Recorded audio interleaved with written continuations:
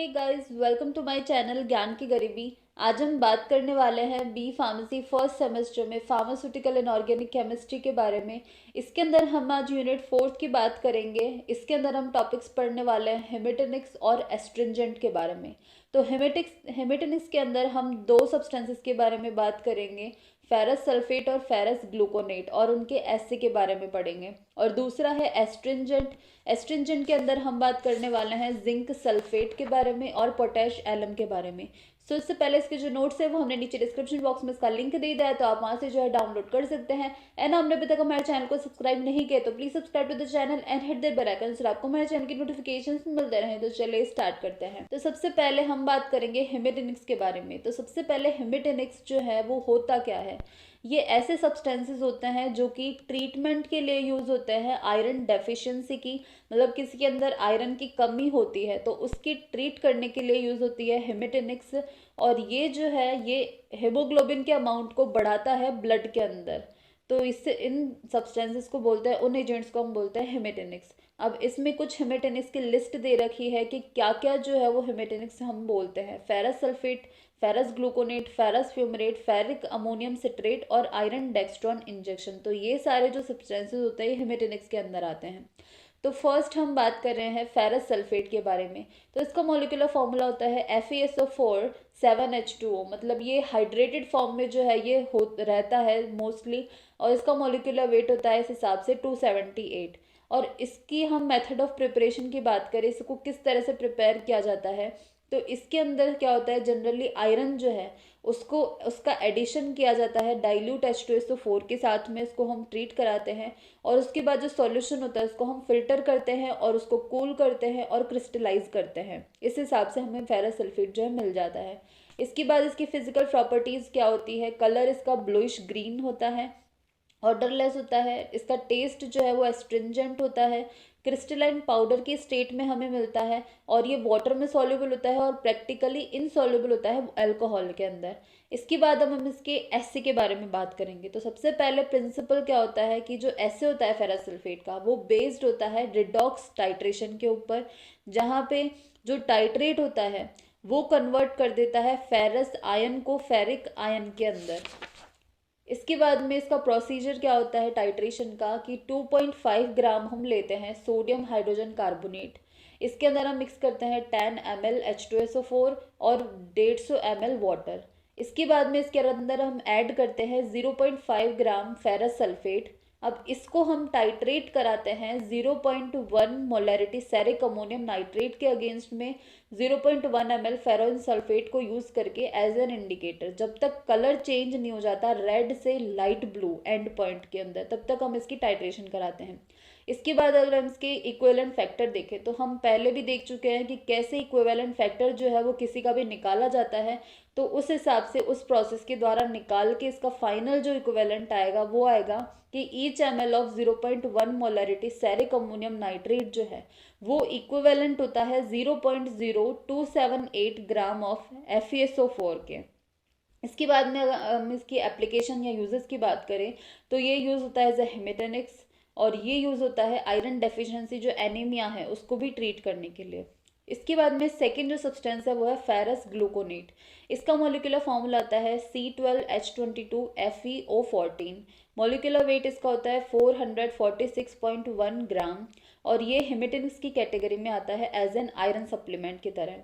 इसके बाद इसकी मेथड ऑफ प्रिपरेशन देखिए तो दो तरह से इसको प्रिपेयर किया जाता है। फेरस ग्लूकोनेट जो है इसको हम डबल डिकम्पोजिशन के द्वारा भी प्रिपेयर कर सकते हैं, कैल्शियम ग्लूकोनेट और फेरस सल्फेट के बीच में डबल डिकम्पोजिशन करा के, जिसकी यहाँ पे इक्वेशन भी दे रखी है। इसके बाद में सेकेंड जो तरीका है कि इसके अंदर हम जो फेरस कार्बोनेट है इसको हम डिजोल्व करते हैं कैलकुलेटेड अमाउंट में ग्लूकोनिक एसिड के साथ में।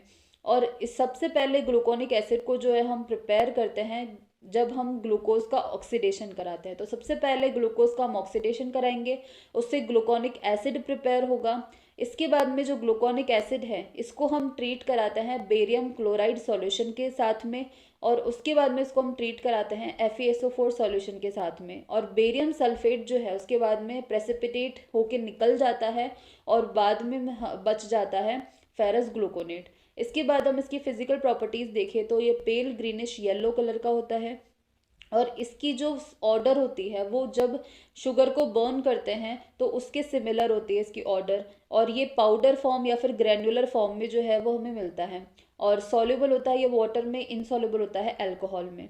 इसके बाद हम इसकी एप्लीकेशंस या यूजेस की बात करें तो ये हिमेटिनिक्स की तरह यूज़ होता है, और ये फेरस ग्लूकोनेट टैबलेट्स को भी प्रिपेयर करने के लिए यूज़ होता है। इसके बाद में सेकंड जो एजेंट है वो है एस्ट्रिंजेंट। एस्ट्रिंजेंट ऐसे सब्सटेंस होते हैं जो कि कॉन्ट्रैक्शन या फिर श्रिंकेज करते हैं टिश्यू का और ड्राई आउट कर देते हैं सिक्रीशन को। और एस्ट्रिंजेंट जो है ये एक्ट करते हैं एज अ प्रोटीन प्रेसिपिटेंट, और ये जो है वो अप्लाई किए जाते हैं स्किन या फिर म्यूकस मेम्ब्रेन पे। और इसके बाद में ये जो है ये कॉन्स्ट्रिक्शन भी कॉज करते हैं कैपिलरीज और स्मॉल ब्लड वेसल्स के अंदर। इसके एग्जाम्पल है जिंक ऑक्साइड और कैलामाइन लोशन, जो कि इचिंग या फिर जो चॉपिंग होती है स्किन की, इसके ऊपर वर्क करते हैं। तो फर्स्ट है जिंक सल्फेट। तो इसका केमिकल फॉर्मूला होता है ZnSO4 7H2O। ये भी हाइड्रेटेड फॉर्म में होता है और इसका मॉलिक्यूलर वेट होता है 287.54, और सिनोनिम होता है वाइट विट्रियोल। इसको वाइट विट्रियोल के नाम से भी जो है वो बोला जाता है। इसके बाद इसकी हम मेथड ऑफ प्रिपरेशन देखें तो इसको जो है प्रिपेयर किया जाता है, मेटेलिक जिंक को हम बॉईल करते हैं डाइल्यूट H2SO4 के साथ में, और जब तक इसको हम बॉईल करते हैं जब तक हाइड्रोजन गैस जो है वो लिबरेट नहीं हो जाती, जब तक हाइड्रोजन गैस निकल नहीं जाती तब तक इसको हम बॉईल करते हैं, और इससे जो है वो प्रिपेयर हो जाता है जिंक सल्फेट। इसके बाद में सेकेंड जो मेथड ऑफ प्रिपरेशन इसकी वो है कि इसको हम डाइल्यूट H2SO4 का जब हम एक्शन कराते हैं जिंक ऑक्साइड के ऊपर, उसके द्वारा भी इसको जो है प्रिपेयर किया जाता है।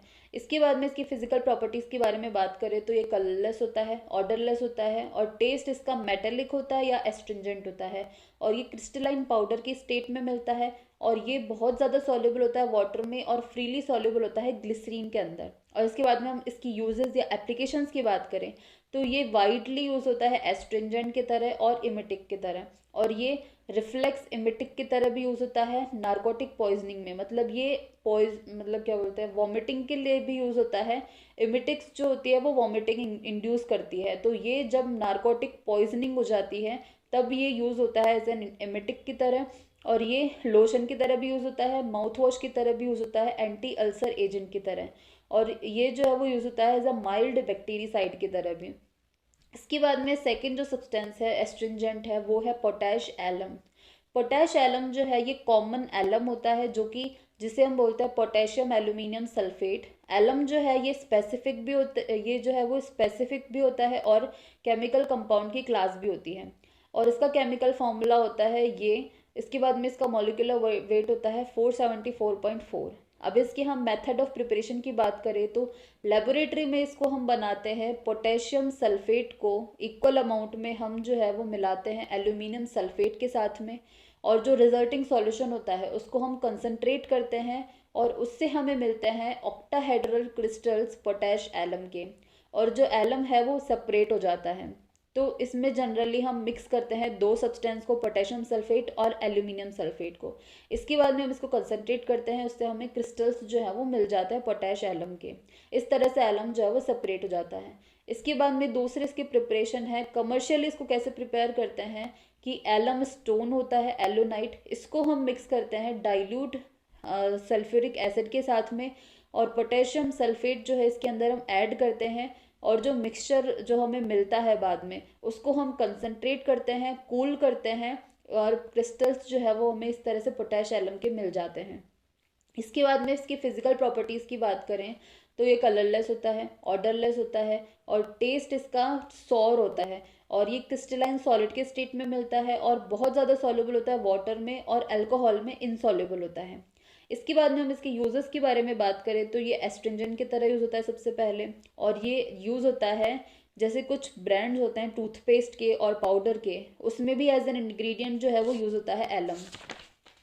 इसके बाद में इसका यूज़ थर्ड है, ये हेमोस्टेटिक एजेंट की तरह भी यूज़ होता है या तो सॉलिड या फिर सॉल्यूशन की फॉर्म में, और ये वाटर के प्योरिफिकेशन में भी यूज़ होता है, और उसके बाद में ये कुछ वैक्सीन्स को भी मैन्युफैक्चर करने के लिए यूज़ होता है, जैसे हेपेटाइटिस ए, हेपेटाइटिस बी और बैक्टीरियल टॉक्सिन, इनकी भी वैक्सीन्स को मैन्युफैक्चर करने के लिए यूज़ होता है। सो गाइज, ये थे आज के टॉपिक्स एस्ट्रिंजेंट और हिबिटेनिक्स, और इसके जो नोट्स है वो हमने नीचे डिस्क्रिप्शन बॉक्स में इसका लिंक दे दिया है, तो आप वहाँ से जो है डाउनलोड कर सकते हैं। And thanks for watching this video, and if you like this video please hit the like button and subscribe my channel ज्ञान की गरीबी, and hit the bell icon to get notification for my new videos.